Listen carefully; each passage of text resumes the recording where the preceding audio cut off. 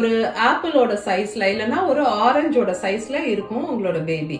பேபியோட ice and years, கண்ணு and காது, இது ரெண்டுமே வந்து டெவலப் பண்ண கண்டினியூ பண்ணிட்டே இருக்கும்.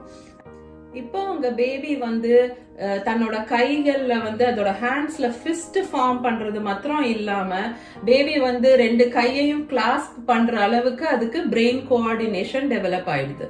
வீக் 15ல உங்க பேபி வந்து இன்னும் ஒரு மினி ஹியூமன் பீயிங் மாதிரி இன்னமும் கைகள் கால்கள் எல்லாம் உடம்புக்கு ஏத்த ப்ரப்போர்ஷன்ல வளர்ந்துட்டு இருக்கு. ஸ்கின்ல வந்து இன்னும் பிக்மெண்டேஷன் ஆகாம ஒரு மாதிரி டிரான்ஸ்லூசண்டா இருக்கிற மாதிரி தான் இருக்கும் ஸ்கின் வீக் 15ல கூட.